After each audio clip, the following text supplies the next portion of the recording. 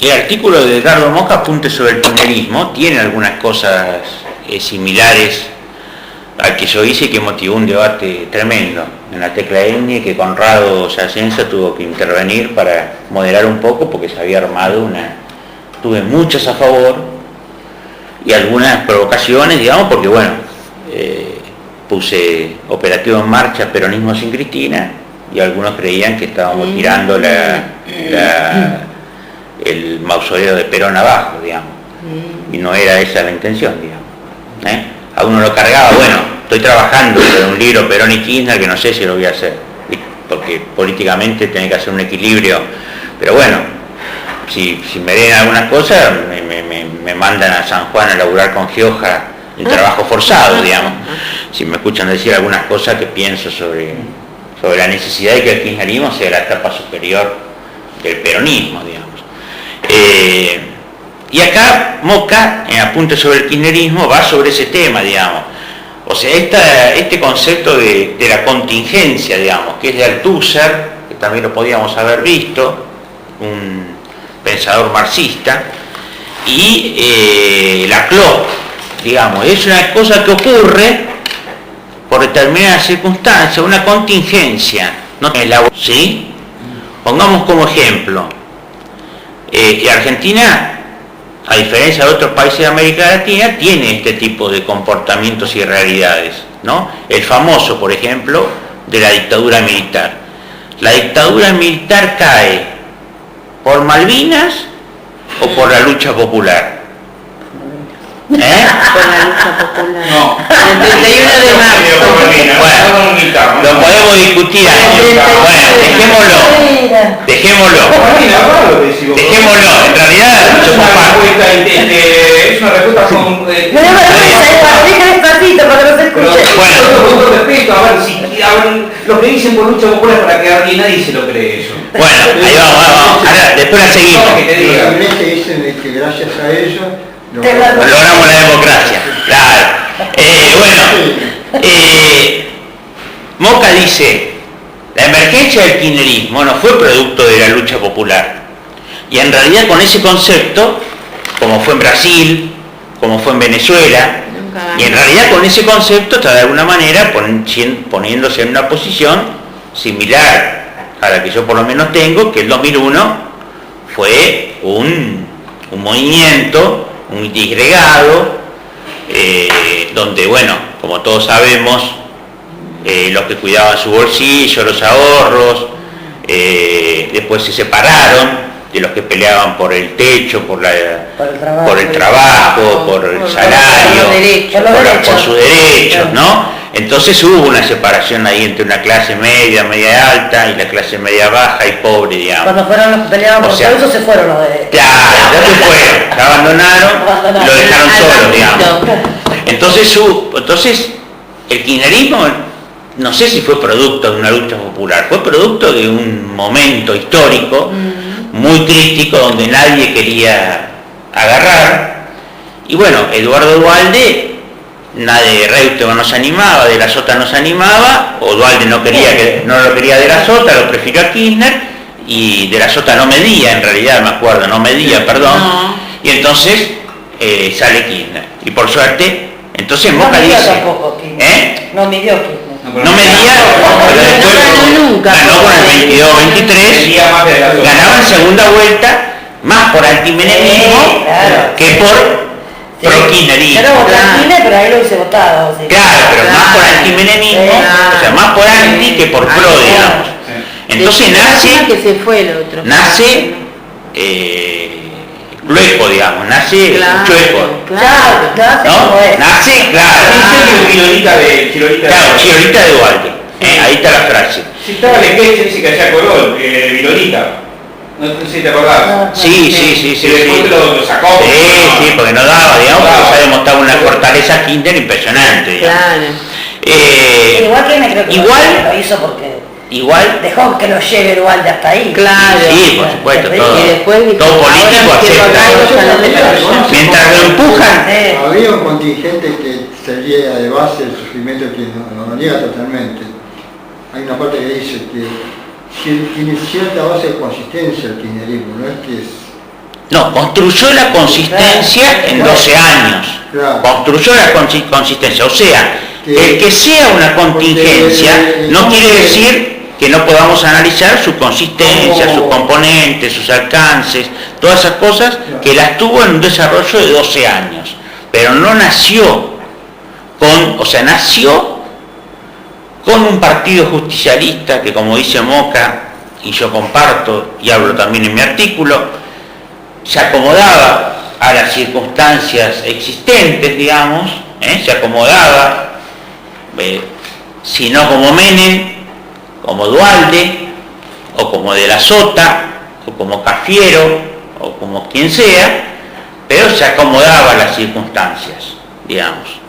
Se vendía totalmente, o se vendía en parte, o se vendía en cuotas, pero no transformaba. Entonces convivía ese PJ con un liderazgo que rompió. Por eso yo en mi artículo le pongo Néstor Kirchner el hecho maldito del peronismo burgués. O sea, rompió con esa lógica. Ahí está la gran ruptura de Néstor Kirchner.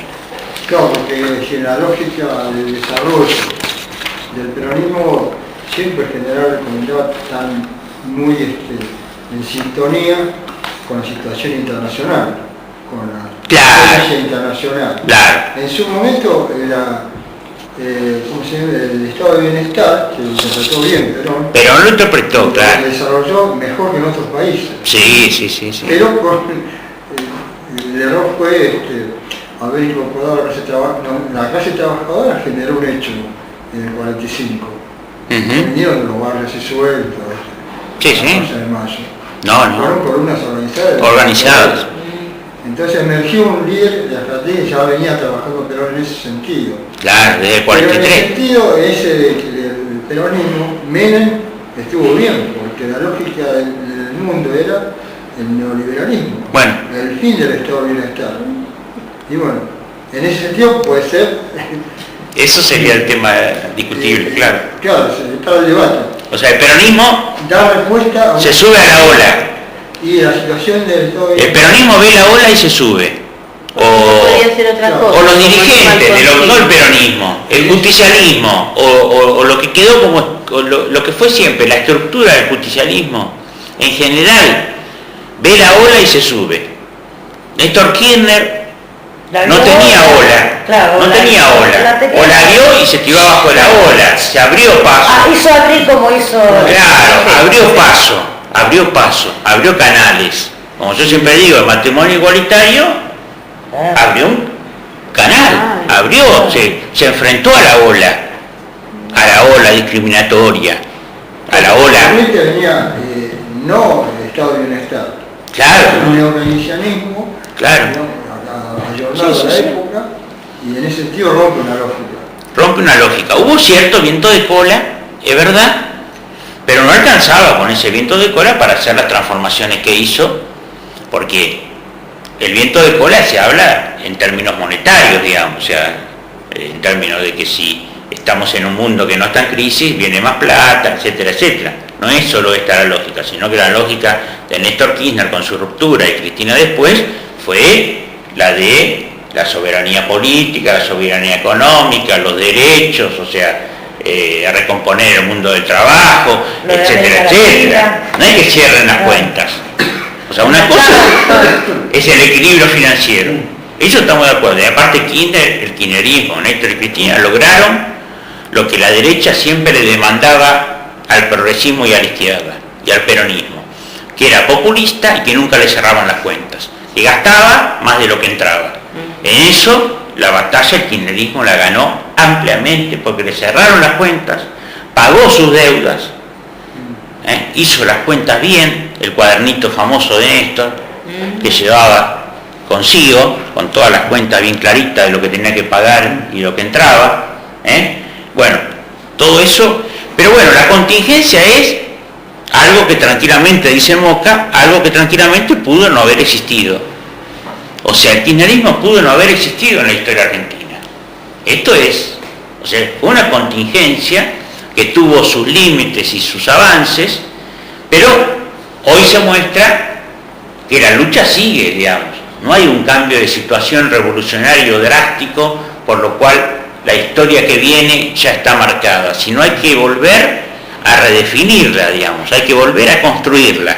Por esto Cristina lanza el Frente Ciudadano, digamos, que es una reformulación de un kirchnerismo con mayor amplitud de mirada, de valores, de ideas, etcétera, digamos.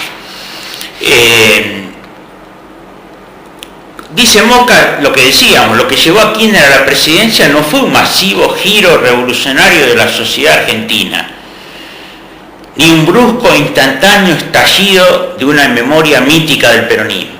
No fue como un 45, no fue un nuevo 45, cuando Néstor asumió en el 93. No hubo un 45. Fue una mayoría popular, dice Moca, circunstancial y más asociada con el rechazo a Menem que a esperanzas transformadoras más o menos claras.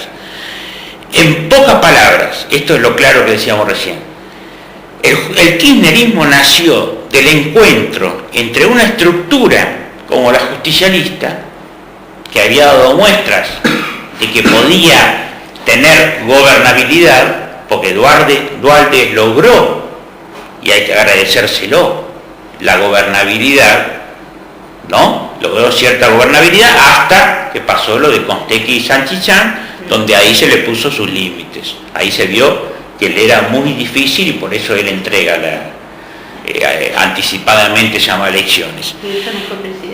O sea, la estructura justicialista y un liderazgo con voluntad transformadora. Dos ecuaciones que hoy siguen sobreviviendo. Hoy tenemos una estructura, el pejotismo, o el Partido Justicialista, digámosle, infectado de pejotismo, infectado en parte de pejotismo, porque también, yo digo en mi nota, para aclarar, cuando hablo de pejotismo no me estoy refiriendo al Partido Justicialista en su conjunto. Estamos hablando de algunos sectores del Partido Justicialista que piensan superestructuralmente, piensan en sus intereses personales, en vez de en los intereses de la patria, como hoy está pensando Cristina Fernández de Kirchner y gran parte del kirchnerismo. Aquí en la nota me contesta un concejal del Bolsón, me dice, acá hay una transición justicialista. Entonces yo le contesto, una transición, o sea, ¿qué significa la transición justicialista? Esperemos a ver qué pasa y después nos acomodamos. ¿Hacia dónde va? O sea, ¿esperamos la ola y después nos subimos? ¿O construimos un proyecto? Y yo creo que lo que Cristina quiere es proseguir la construcción de un proyecto nacional, popular, democrático y latinoamericano, fundamentalmente, digamos.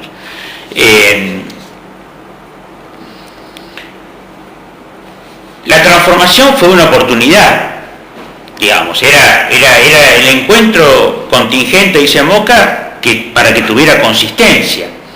La gobernabilidad ya estaba en la calle, no estaba en la superestructura. Cuando pasa lo de Constequi y Santillán, ya la gobernabilidad había que garantizarla en la calle. Y Néstor Kirchner la garantizó negociando con los diversos sectores conflictivos apenas llegó a la presidencia. Acordémonos que enseguida fue al conflicto docente en Entre Ríos, enseguida llamó a todos los movimientos piqueteros, enseguida empezó a hacer una serie de movimientos que le dieran gobernabilidad con los sectores conflictivos, ¿sí? Y satisfacer las demandas en la medida de lo posible, porque no había un peso, digamos la verdad, no había un peso en ese momento. O sea que satisfacer mucho no se podía, pero estábamos en una situación crítica y estar un poco mejor ya era un avance. La transformación apareció en 2003 como recurso de poder. Y bueno, lo otro es algo que yo pienso hace mucho tiempo. La famosa que la vimos, la famosa fortuna maquiaveliana que se encuentra con la virtud del líder. O sea, fue una oportunidad y la virtud del líder que encontró esa oportunidad. Se conjugan dos cosas. Se conjuga la virtud del líder, como tuvo Perón, también, de interpretar su tiempo, porque Néstor interpreta lo que pasó con Alfonsín, lo que pasó con Chacho Álvarez, lo que pasó con las otras versiones progresistas, y dice, con la Alianza, y dice, tengo que revertir todo ese pasado de fracasos, y entonces se vincula, como haría Perón, con el momento, digamos. Pero después le da un aditamento a eso, que es su voluntad transformadora, de transgredir algunas reglas. La primera regla que transgrede de manera trascendente son las negociaciones con el Fondo Monetario Internacional. Salirse del Fondo Monetario Internacional, hacer una transición y decirles, por ahora no les voy a pagar, entiendan el famoso discurso, entiendan que los muertos no tienen posibilidad de pagar. ¿Se acuerdan? Los muertos no pagan. No nos maten, no nos ahoguen, porque no le vamos a pagar. Déjenos vivir y nosotros vamos a ver en qué momento le vamos a poder pagar. Con eso transitó 2 o 3 años, que fue lo que hablábamos antes, la transición Lavagna. Ya cuando pasa esa transición y hay que definir con el fondo cuánto se le paga y cuánto no se le paga, es cuando viene el conflicto con Lavagna, porque Néstor quería pagarle lo justo y necesario para tener recursos para el mercado interno, digamos, y para los derechos sociales. Comparativamente, Kirchner transgrede del orden, digamos, institucionalista que tenía como perjuicio Chacho Álvarez, no se llevaba a tomar las decisiones que tomaba, porque podía tener un costo alto desde el punto de vista del orden, la gobernabilidad famosa. Y no transgrede del orden, no podía implicar un acuerdo con ciertos sectores del peronismo. Claro. Y derrocar a De la Rúa, porque y armar la devaluación, porque todo el mundo tampoco puede, se devalúa, la gente nos mata. Está bien, pero hay que tener decisión en ese momento. Igual de devaluó asimétricamente y el país empezó a levantarse. De alguna manera pues se reactivó el sector de ahí. Sí, porque había que salir de la convertibilidad. Y le dio un sentido. No, la primera parte de Dualde no anduvo bien fuera de Remen en el No, bueno, Después con Lavagna empezó también. El momento el primer impacto de la convertibilidad. Lo que pasa es que si vos no salís, Y desapareció la convertibilidad estaba muerta, la convertibilidad estaba muerta en el 94. Un adelantado lo hubiera terminado en el 94.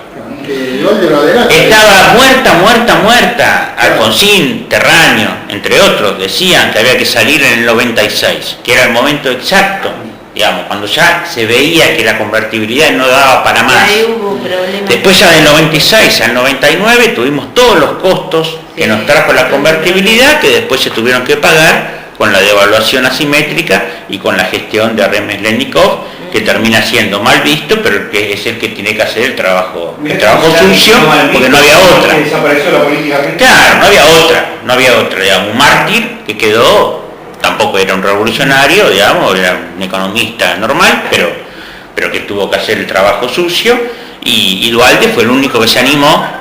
Y el otro que se animaba era Rodríguez Sá, digamos, cuando el peronismo dijeron, en un momento, dijeron, bueno, ¿quién se hace cargo? Nadie levantó la mano, lo único que levantó la mano fue Rodríguez Sá. Esa semana de Rodríguez Sá fue era Macondo. No se puede analizar un discurso que era la madre de Plaza de Mayo. Y después el tema de, digamos, ahí Néstor hizo unos movimientos para condicionar al PJ, ¿no? Esto que dice Moca a través de la transversalidad, digamos, o sea, negociaba con el PJ diciéndole, mirá que yo tengo esto, que en realidad vuelve otra vez a darse ahora, o sea, lo mismo del 2004, 2005, está pasando ahora. Cristina hace el mismo juego, le dice al PJ, miren que yo tengo los votos, yo tengo la transversalidad, y yo creo firmemente que Cristina hoy en sus votos expresa la transversalidad. La transversalidad que estructuralmente no pudo construir Néstor, porque no había otra cosa que el justicialismo, no había otra cosa, no había una transversalidad porque no había estructuras políticas que dieran cuenta de esa transversalidad. Todo el progresismo estaba, cuando se podían unir Ibarra, Wiener, Juez, Córdoba, Santa Fe, Ciudad de Buenos Aires, Santa Cruz tuvimos todo. no pasó nada, No pasó nada. De la No casa pasó Santa nada. Cruz y de la Guardia decía, pero no, ese milímetro de Me Duarte. acuerdo de la decía. foto. ¿Qué hago con los radicales? Echabas a la mierda, decíamos nosotros, no hacíamos nada. Y el tipo no, estaba ahí iluso, ¿viste? O sea que esa transversalidad, bueno, después viene el punto de inflexión, ¿no? Marca Moca el 2008, digamos, la crisis con el campo, o sea, le sacan el banquito, como decía Bonavena, cuando me saca el boxeo, te sacan el banquito y quedas solo, No tenés nada. estás solo, digamos. O sea, esto igual, o sea, ya en el 2008, el establishment le saca el banquito a Kirchner, el establishment y parte de la sociedad, porque parte de la sociedad que hoy lo vota en contra es la que En el 2009 se benefició en los primeros años de Kirchner, que nos sacó de la crisis, porque si no, mucha clase media hubiera sido tremendamente afectada. Entonces ahora no lo reconocen, pero bueno, no reconocen en ese momento y después no reconocen los logros de los gobiernos de Cristina Fernández de Kirchner.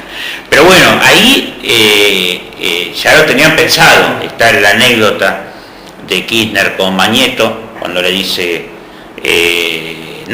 Mañeto le dice, el presidente tenés que ser vos, reelegirte, y él dice, no, va a ser Cristina. De alguna manera le estaba diciendo, va a ser otra persona, vamos a profundizar, y por supuesto le estaba diciendo, después de Cristina vengo yo otra vez. Claro, O sea, seguro. o sea, Lo dijo Cristina. Lo dijo Cristina. La Claro. gente que murió lo dijo. Claro, después vengo yo otra vez, digamos, ese era igual fue a mi modo de ver un gesto, a pesar de ser un matrimonio que se llevó siempre muy bien o habrán tenido sus problemas, fue un gesto muy generoso el haberle dejado el lugar a su mujer, que por supuesto no era cualquier mujer, era una militante de primera y sigue siendo una militante de primera y fue una gran presidenta. Lennon encontró su McCartney en la política argentina. Lennon encontró su McCartney en la política. Lennon encontró su McCartney, distinto, pero son distintos, ellos eran distintos, tan distintos como Lennon y McCartney. Claro. Y ahí, bueno, ahí venía, yo en ese momento lo comentaba sinceramente, era el modelo venezolano que se profundizaba de la mano de Chávez, y acá no quedaba otra que profundizar. Si uno retrocede, te comen. Si uno retrocedía, el poder te iba consumiendo, digamos, porque no tenías ejercicio. Entonces después del 2007-2008 viene una catarata de decisiones políticas fuertes y de avance que se consolida. O sea, el levantar la derrota del 2009 y pasar a la victoria del 2011 fue un logro espectacular del kirchnerismo y un logro espectacular básicamente de Cristina como presidenta, y que sigue estando hoy, ¿no? Hablábamos antes, hay sectores que la siguen necesitando, digamos, y todos la seguimos necesitando de alguna manera, como también necesitamos, lástima que se nos fue Néstor, que también lo seguimos necesitando. Entonces empezó... El control de Kirchner está cerrado todavía. Claro, bueno. Y yo los punteé, que te diga, volver Cristina, le grité ahí. Después la otra es, esto que dice Moca, Argentina además pasó en esos años a ocupar un lugar importante en la región y en el mundo. Que Cristina dio un salto adelante en la región y en el mundo, y eso fue muy importante, digamos. O sea, sentamos precedente como modelo, nos toman los griegos, nos toman en parte los españoles, la alianza con Brasil, la alianza con el Mercosur, UNASUR, o sea, todas alianzas que van siendo importantes. Se va logrando un protagonismo internacional, como dice Moca, sustentado en la defensa de las soberanías nacionales. Esto que decíamos antes, después dice él, que me parece interesante, que los procesos populares del continente que surgieron en realidad contra el consenso neoliberal, surgieron de fuerzas centrales impulsoras, una fuerza surgida de luchas nacionales relativamente recientes o formadas específicamente para el caso, digamos. El PT fue formado para salir de la transición dictatorial. Después de la dictadura en Brasil hubo una transición, la transición podía durar 100 años, digamos, se murió Tancredo Neves, asumió, ahora no recuerdo el nombre, después de Tancredo Neves, Cardoso, bueno, Cardoso. el que hizo el Mercosur con Alfonsín. Cardoso. No, Sarney, sube Sarney y la transición podía durar 100 años. Tancredo Neves no llegó a asumir porque se murió. La semana anterior que iba a asumir. Claro. Entonces, no es lo que pasó en la Argentina, esto es un poco lo que quiere decir Moca acá, digamos. O sea, surgió, el PT fue una construcción política importantísima, con sectores de la religión, con sectores de los sin tierra, con sectores, bueno, las centrales sindicales, ¿no? El ULA surge del mundo del trabajo, o sea, estamos hablando de un proceso distinto, es como si acá, ahora en estos momentos, estuvieran haciendo un tosco, liderando un movimiento de una industria como puede ser la automotriz o la metalúrgica, digamos, cosa que nosotros no tenemos. Entonces son procesos distintos, digamos. Y acá Moca da la definición, que un poco yo trabajo también en mi artículo, la definición que tenemos que tomar de la historia del Partido Justicialista. O sea, no tenemos una historia que tenemos que analizar, que es el partido peronista con Perón vivo. Esa es una historia. Cuando Perón muere, pasamos a otra historia. ¿Sí? Está definida, el único heredero es el pueblo. ¿Sí? Claro, él mismo lo dice. Él no deja herederos. O sea que el pueblo en su momento se dará sus liderazgos correspondientes en tales momentos históricos. Eso podemos debatir años si es bueno o malo, Claro. digamos. Eso podemos debatir. Si el líder deja herederos o no deja. Claro. Eso no sé, Acá eso es Cristina motivo de no debate. Cristina no dejó nada adecuado. Ahora, no, está dejando liderazgo, lo que pasa es que los liderazgos son más bien jóvenes, digamos. Ella fue formando algunos, pero bueno, hubo algunos traspiés, digamos, ¿no? Hoy Kicillof de alguna manera es el futuro, sí. No sé si le dará, la política se juega y se ve todos los días a ver qué pasa, pero bueno, Moca acaba una definición de partido justicialista excelente. La expresión institucional de una memoria popular muy profunda y transformadora. ¿Estamos de acuerdo? ¿No? Que fue el peronismo con Perón. Ahora, pero, dice Moca, cuya larga historia lo fue colocando en un lugar muy diferente a lo que era el 45 o el 46. Un lugar muy diferente, en casos como en los 90, muy lejano a lo que era el 46, el 45-46, a sus contenidos originales, dice Moca, a los contenidos originales del peronismo. Entonces, esa especificidad kirchnerista se convierte en un factor crítico cuando llega el momento de la sucesión de Cristina, porque es, de alguna manera, no es la muerte de Perón, pero es un impas que pone otra vez en juego, ya sin políticas activas gubernamentales, pone en juego cuál es la fuerza del kirchnerismo, a dónde juega el Partido Justicialista en su conjunto, o en los sectores que forman parte del Partido Justicialista y se adecuaron al kirchnerismo en estos 12 años, y cuáles de la infección que tiene el Partido Justicialista, para denominarla de alguna manera, que es el pejotismo, dónde está jugando, digamos. Saber si Pichetto va a seguir jugando con el voto del pago a los fondos buitres, saber si Bocio va a seguir jugando y los 13 diputados que lo acompañan. O sea, termina Moca interpretando al kirchnerismo como un giro más de la política frentista del peronismo, digamos. Y esto es lo que tenemos que tomar desde la transversalidad, la importancia de esto, digamos, que en realidad dice, el caballito de batalla siempre de la derecha del peronista, del frentismo y todo esto, pero también lo es de la no peronista, o sea, de los que no tenemos una tradición peronista, también el espíritu frentista del peronismo nos abre las puertas, porque sin duda el peronismo y el kirchnerismo en estos 12 años lideró, como nunca hubo un movimiento de liderazgo importante en el país. Por lo tanto, se abre una nueva etapa, Moca cierra una nueva etapa de conflicto, siempre de conflicto de intereses.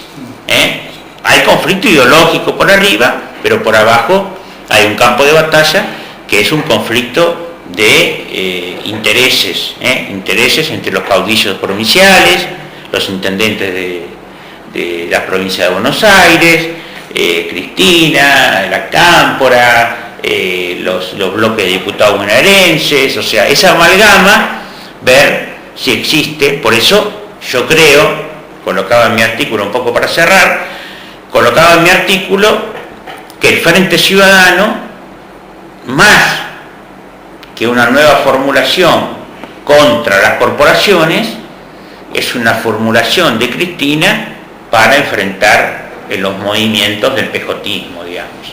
Fue sacar a la estructura justicialista, sacarle el lugar del juego, digamos, y llevarlo hacia la sociedad, llevarlo hacia afuera de los pactos superestructurales, llevarlo hacia la gente, a la formación de un frente ciudadano transversal, que en realidad hoy se expresa en la transversalidad de sus votos. Esta es la verdad, porque si digregamos y ponemos cierta parte de los votos de masa que votaron a Macri, seguramente esos votos son parte del otrora Partido Justicialista. O sea, Macri en su 51% tiene un porcentaje de votos justicialistas, pongámoslo en de la sota, ¿sí? Ahora, Cristina, en eso el 49% demuestra entonces una transversalidad mayor que la que podía contar Néstor Kirchner en el 2004-2005, aunque no alcanza la transversalidad esa para ganar la elección por poco margen, en realidad por 2 puntos de diferencia, que en un tema electoral es un punto, un punto que se modifica. Hoy se una elección de Cristina Macri, hoy. Bueno, ese es el tema. No, es decir, que aún en esas condiciones que